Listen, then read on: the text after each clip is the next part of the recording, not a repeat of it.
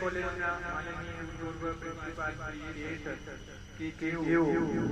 MN કોલેજમાં 1994 થી 1996 દરમિયાન પ્રિન્સિપલ તેઓ ઉચ્ચ શિક્ષણ કમિશનરી કચેરી ગાંધીનગરમાં સંયુક્ત શિક્ષણ નિયામક તરીકે ફરજ પાડી છે તથા જીપીએસ નિયામક તરીકે ફરજ આપે છે। તેઓ ગુજરાતી વિશ્વકોશમાં લેખક તરીકે કાર્ય કરી રહ્યા છે। તો આવા અતિથિ વિનંતી કરી કે પ્રસંગો છે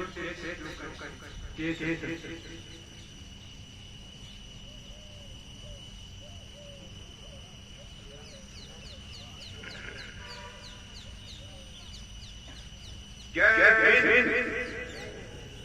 પ્રથમ તો આ ધરતીએ હું નમસ્કાર વિષ્ણુકરવાસીઓ અને ખાસ કરી એમએન કોલેજના પરિવાર અને આપના સૌના માટે આ 15મી ઓગસ્ટ 2021 નો સુપ્રભાત। એમએન કોલેજના માનનીય પૂર્વ પ્રિન્સિપાલ શ્રી એમએન કોલેજમાં 1994 થી 1996 દરમિયાન પ્રિન્સિપલ તેઓ ઉચ્ચ શિક્ષણ કમિશનરી કચેરી ગાંધીનગરમાં સંયુક્ત શિક્ષણ નિયામક તરીકે ફરજ પાડી છે તથા જીપીએસ નિયામક તરીકે ફરજ આપે છે।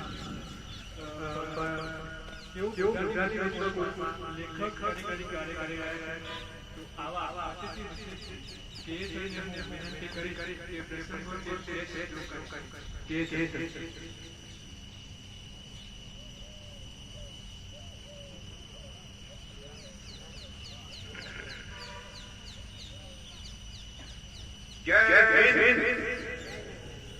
ઐતિહાસિક ઘટનાઓ નો સમન્વય કરવા સવાર પડ્યું છે અને આજનો સૂર્યોદય થયો છે.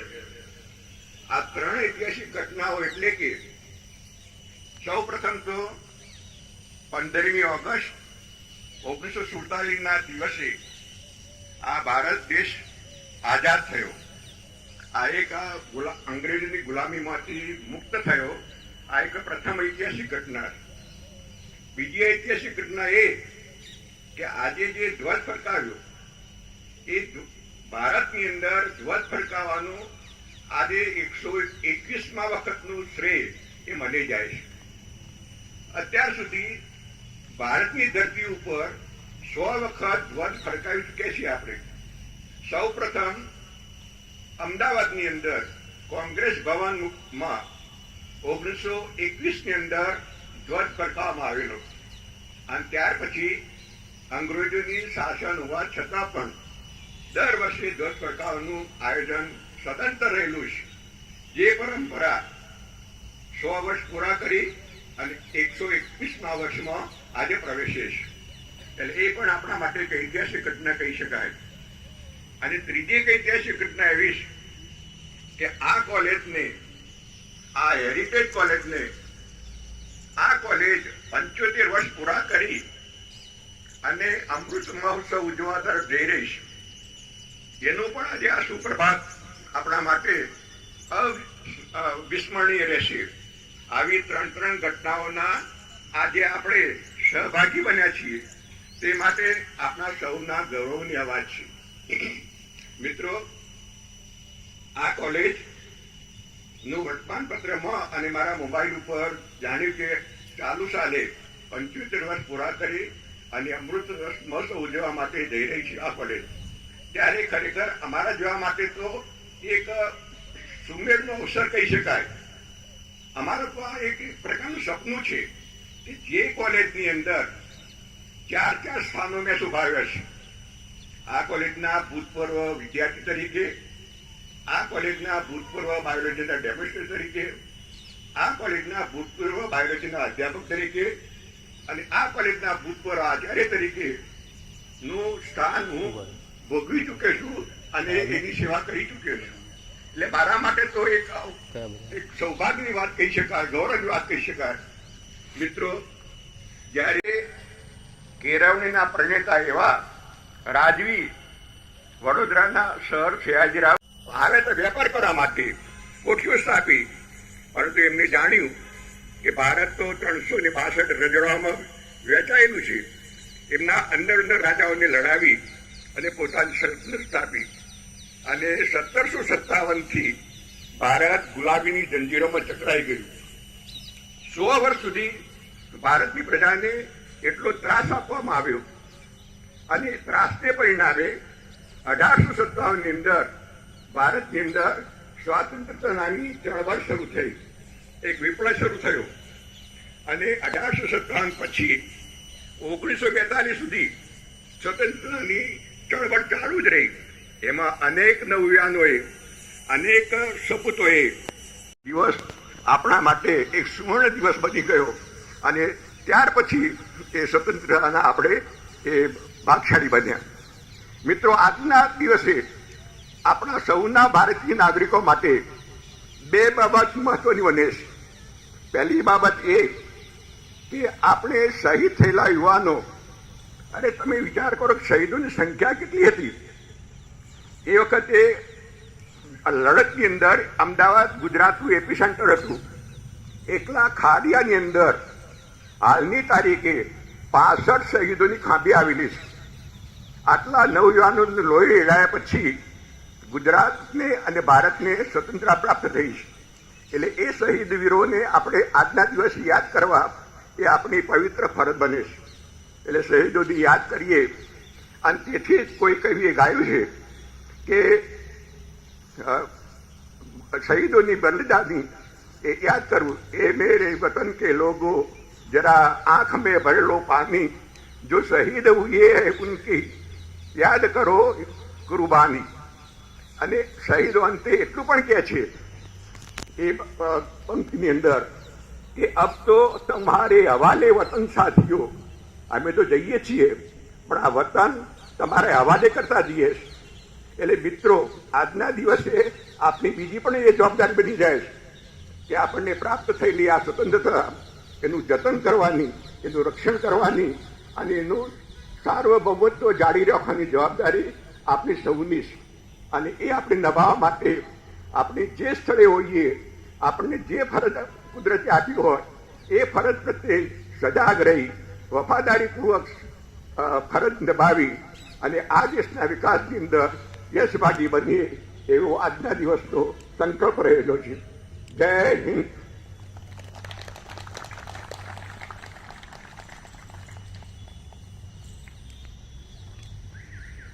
આભાર સર.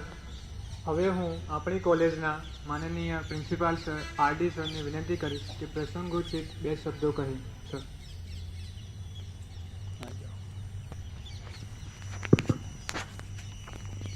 ભારત માતા કી, ભારત માતા કી, ભારત માતા કી જય. આજના 15મી ઓગસ્ટ 2021 અને 75મો સ્વાતંત્ર્ય દિન નિમિત્તે આજે પધારેલ આપણા મુખ્ય મહેમાન આ કોલેજના ભૂતપૂર્વ પ્રિન્સિપલ ડોક્ટર કાશીભાઈ પટેલનું હું હાર્દિક સ્વાગત કરું છું.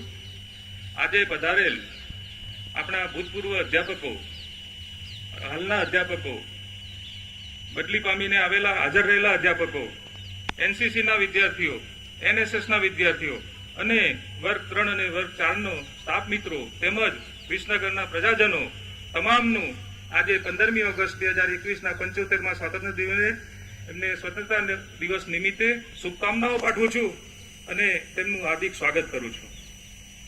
સાહેબે જેમ વાત કરી તેમ આજનો દિવસ ખૂબ જ અગત્યનો છે.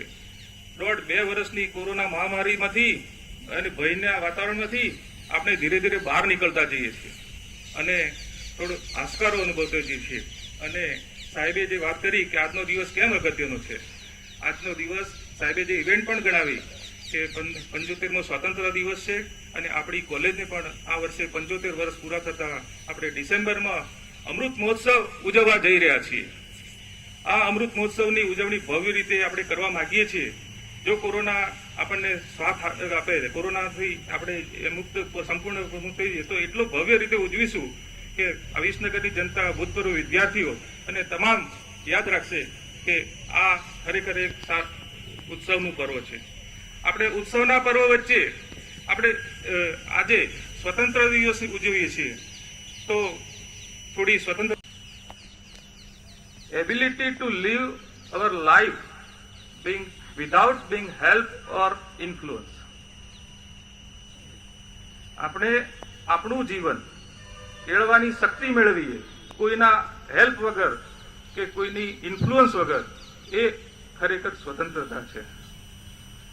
આ જે ડેફિનેશન છે એના ઉપર ખૂબ વિચાર કરવા જેવો છે કે આજે આઝાદીના 75 વર્ષ થઈ ગયા, પણ એના પહેલા 200 વર્ષથી આપણે જે ગુલામી વેઠી છે, તો એ ગુલામીમાંથી બહાર નીકળવા માટે જે શહીદોએ ભોગ આપ્યો છે, અહિંસક રીતે શહીદ ભગતસિંહ, ખુદીરામ બોઝ, મહાત્મા ગાંધીજી, સરદાર વલ્લભભાઈ પટેલ, આવા રાણી લક્ષ્મીબાઈ, અનેકનો શહીદોનો ભોગ લેવાયો છે. ત્યારે આ 200 વર્ષ દરમિયાન ફક્ત એક જ લક્ષ્ય હતું, સ્વતંત્રતા મેળવવી. અને સ્વતંત્રતા મેળવવા માટે ડુ ઓર ડાય, મરી જાઓ, જે દેશ માટે જે કરવું પડે કરી જાઓ, પણ સ્વતંત્રતા મેળવો. આ સ્વતંત્રતા કેમ મેળવવી જરૂરી છે, શા માટે જરૂરી છે, સ્વતંત્રતાનો શું હેતુ છે, સ્વતંત્રતાથી આપણને શું મળે છે, સ્વતંત્રતા આપણને કેટલી તકો આપે છે. પહેલી તક છે બિલીવ ઇન યોર સેલ્ફ. બીજું છે કે પેશન આપે છે આપણને, પોતાને જે કરવું હોય એ કરી શકો છો તમે. પછી આપણને આપણી રીતે જીવવાની તક આપે છે. આપણી મરજી મુજબ આપણે કાર્ય કરી શકીએ છીએ. સેલ્ફ મોટિવેટેડ, આપણે જે આપણને ઈચ્છા થાય, જે રીતે આપણે આપણી કેરિયર બનાવી છે એ બધી તક આપે છે. જે દેશમાં સ્વતંત્રતા નથી એ દેશના લોકોને જઈને પૂછો કે સ્વતંત્રતા શું વસ્તુ છે. આ લિબર્ટી જે સ્વતંત્રતા ગણીએ છીએ એની મૂલ્ય એ લોકોને સમજાય છે. આ 200 વર્ષની શહીદીને અને એનું પરિણામ જે છે એના લીધે આપણે આજે સ્વતંત્ર થયા છે. પરંતુ મેં જે વાત કરી કે આ સ્વતંત્રતા ખરેખર આપણે પચાવી શક્યા છીએ? 200 વર્ષની શહીદીના અનુભવે આપણે જે સ્વતંત્રતા મેળવી એ સ્વતંત્રતા આજે કેટલા અર્થમાં આપણે એને સાકાર કરી શક્યા છીએ? શું આજે ધીરે ધીરે આપણે સ્વતંત્રતાથી સ્વતંત્રતા તરફ જઈ રહ્યા છીએ? જે સીધી લડાઈ હતી, આપણા શહીદો, આપણા સ્વતંત્ર સેનાનીઓ જે લડ્યા, એ લડાઈ સીધી 1-1 લડાઈ હતી, સામસામેની લડાઈ હતી. એ સિવાય અત્યારના સંજોગો, પરિસ્થિતિ બદલાઈ ગઈ છે. અત્યારે ઇનડાયરેક્ટ લડાઈ ઘણી બધી આવી ગઈ છે અને એ ઇનડાયરેક્ટ લડાઈમાં ધીરે ધીરે આપણે સ્વતંત્રતા પર જઈ રહ્યા છીએ. સાયબર હુમલા, વિદેશોના સાયબર હુમલા, હેકરોના સાયબર હુમલા, એનાથી જે આપણી આખી સિસ્ટમ ખોરવાઈ જાય છે એ એક જાતની આપણે સ્વતંત્રતા. પછી આ કોરોના મહામારી, બાયોલોજીકલ વેપન, બાયોલોજીકલ વોર, આ બધા આજના યુદ્ધો એ ડાયરેક્ટ સીધા યુદ્ધ નથી, અલગ અલગ ઇનડાયરેક્ટ વેમાં આપણી જોડે આવી રહ્યા છે. તો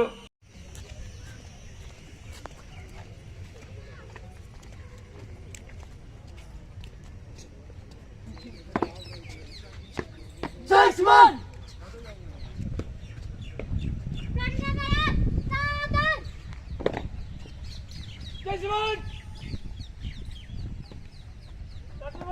Savan!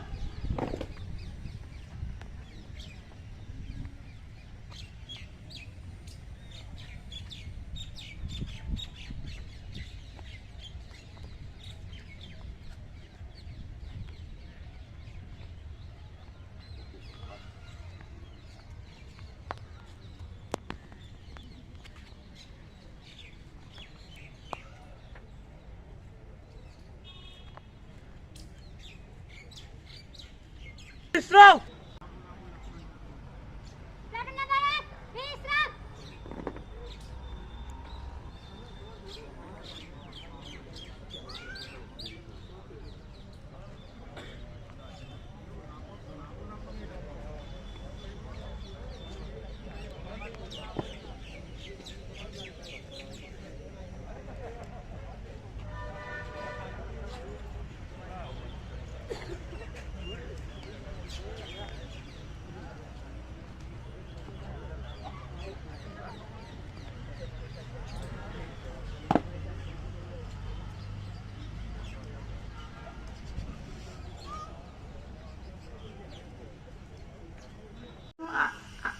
વક્તૃત્વ સ્પર્ધાનું ઇનામ વિતરણ કરીશું.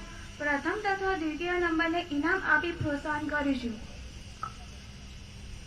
હું કે સરને વિનંતી કરું કે તે પ્રથમ તથા દ્વિતીય નંબરને ઇનામ આપી પ્રોત્સાહન કરે. મેશ્વાબેન,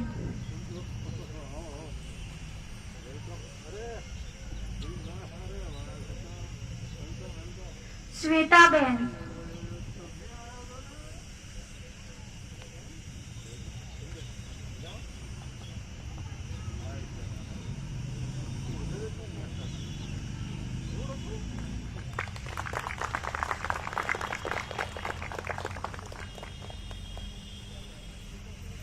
તહેમીનાબેન,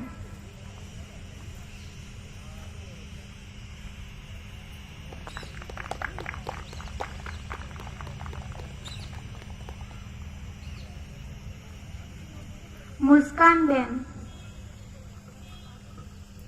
પાર્થભાઈ,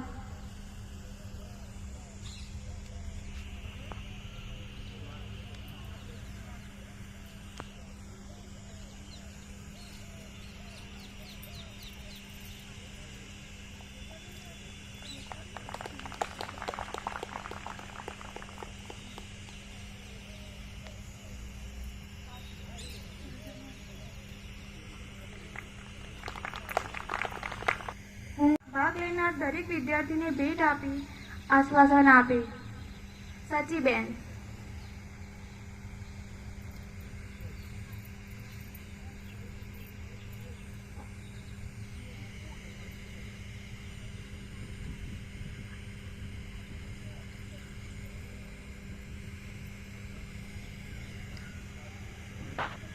અંકિતાબેન.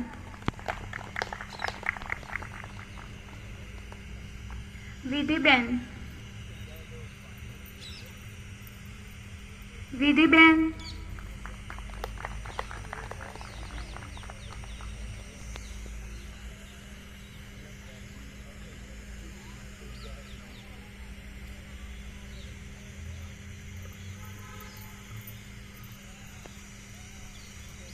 જાનવીબેન.